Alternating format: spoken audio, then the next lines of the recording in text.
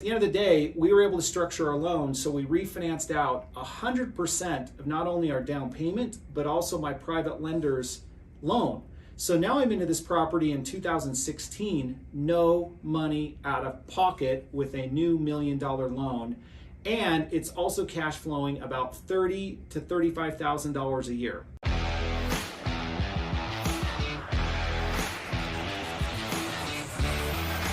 The gift that keeps on giving, or in this case, the apartment that keeps on giving. So the quick backstory, I'm doing my MRed at the University of Utah, and I'm feeling like I need to play a little bigger and go bigger than what I'd been doing in the past. Up to that point, I'd really only bought like a fourplex, duplex. I'd done a lot of single family flips, and I had also started to grow my hard money business, but I hadn't really ever gotten into like an apartment or anything like that. So I was a bit frustrated, and I wanted to take action and take advantage of some of the new information and resources that I was learning at the Masters of Real Estate Development up at the University of Utah. So I was determined to get into, for me at the time, what was a bigger deal. So this is a cool story. So I'm on auction.com and I identify a 14-unit apartment out in Tooele, Utah. I was also a little bit nervous that I could actually pull it off. So part of me like kept bidding on the home, on the property, but I had yet to go out and visit the property. I was downloading all the information and the pro formas and the rent and income and expenses analysis.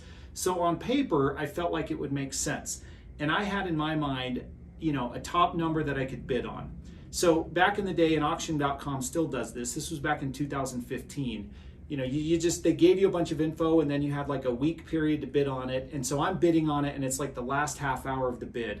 And I had in my head, like I'm only going up to 680,000, but I'm on the freeway now driving to my office and it's like, you got one more chance to bid. So I bid again. And I think at the end of the day, I was probably bidding against myself.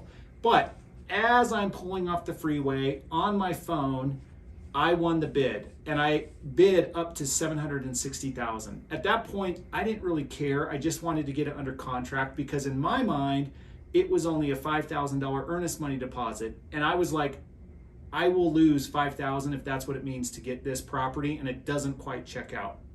So DocuSigned everything, wired the $5,000 earnest money. The next day, auction.com calls me and says, hey, sometimes this happens. I think you left a zero off your wire. So in my excitement of getting this under contract, what I did not realize is that the earnest money was $50,000, not $5,000. So now I had a problem. I'm not going to lose $5,000 or $50,000 without doing a little bit more due diligence on this thing. So I drove out to Tooele, which is about 45 minutes away, checked out the property, at least just drove by it to make sure it was still there. It looked like, it hadn't fallen over, that kind of thing. And I'm still a little nervous, but I'm like, now I've got to commit because I also agreed to close in 30 days. So back then, 760,000 was a huge pull off for me. So what I decided was, I thought, okay, I need to find how I'm going to pay for this in 30 days. So I immediately called a couple partners, and then we lined up a meeting with one of our private lenders that we had done a lot of deals with. And I said, hey, can we come and meet at your office? And I was prepared. I brought my pro forma, my idea for what we were going to do. And I pitched it. I said, hey, I'm going to buy this. If you can help me fund it, we're going to rehab the property. We're going to increase rents. And then I'm going to refinance you out. And it was a quick pitch because we had done a lot of deals with this guy. So he had confidence in us. And so he was a little bit rolling the dice, but he knew we could pull it off. So he committed to lend us private money for 95% of the purchase price. So this is awesome. So now I'm getting into a $760,000 14-unit apartment for 5% down. We agreed on a 3-year term, 5% interest rate, and we went to town. So I immediately went back, wired the remaining $45,000. Anyway, we closed on that thing in March of 2015. Whole other story about renovating it and getting rents better and getting bad tenants out, new tenants in. But about a year and a half later, we increased the value to $1 million, got a new bank loan with Bank of the West. During that time, we actually didn't lose any economic benefit from the property. We did lose tenants, but we were able to get the apartments filled really quick. So we had actually cash flowed during that year, even though we were spending some money on the CapEx expenses. So anyway, at the end of the day, we were able to structure our loan, so we refinanced out 100% of not only our down payment, but also my private lender's loan. So now I'm into this property in 2016, no money out of pocket with a new $1 million loan. And it's also cash flowing about $30,000 to $35,000 a year. So at that point, we kind of sat back and just let the new property manager that we hired run with the property. So fast forward to 2020. By this point, again, remember, we're no money out of pocket and we're cash flowing about $30,000 a year. So we're an infinite return. This already has been a phenomenal deal for us, even though it's a small deal.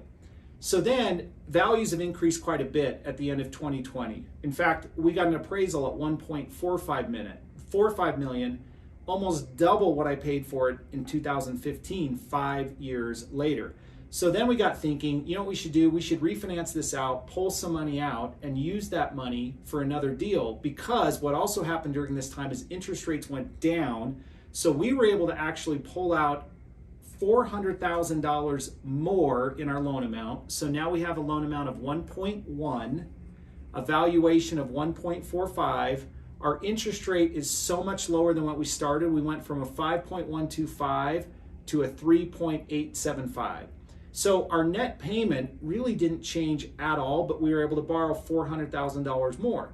So bam, set, awesome. So what we did, and this is why I call this the gift that keeps on giving, is see this now property that we remodeled. The before and afters I'll show you in another video, but we rolled about $250,000 and bird this sixplex in South Salt Lake.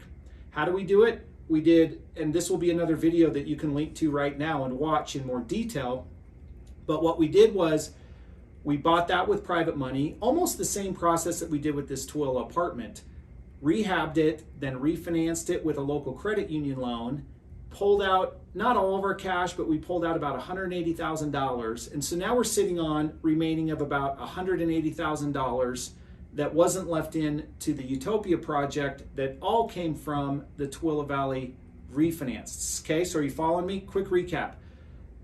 $400,000 pulled out of the refinance in Twilla, ended up leaving about 180 or so thousand of it into the Utopia, and then we have about $250,000 left over that we can use on another project. So what did I do? I have a new opportunity in Park City where my partnership on that deal needed an extra $50,000 to invest as a limited partner. So we threw $50,000 into this Kimball Village Park City deal, and then we still have about $130,000 left over. So, and all of these properties are cash flowing that we took from Twilla, then put into Utopia, and then put as a partner, as a small partner into this Kimball Village. So then what happens? We have about $130,000 left over. We could probably use that for another deal, but some of my partners wanted to do a little distribution. So we each split that up, threw a little bit of cash in our pocket that we could do something separately with, not in a partnership. So it was a beautiful thing. That one action of saying yes to an opportunity while I'm driving on the freeway turned into the purchase of my first larger apartment deal for me, 14 units, refinanced it, took the refinance money, bought a sixplex, took the leftover money from that sixplex, invested in a limited partnership up in Park City, still money left over, and then put it in our pockets that we can do separately whatever we want with. So I have some ideas for those funds, but how cool is that with real estate, understanding finance, understanding value add, and understanding the BRRRR strategy. So click and subscribe to my YouTube channel for more videos like this, and then go back and look at the link for that specific video on how I BRRRR'd the Utopia property, and let's keep doing more of these.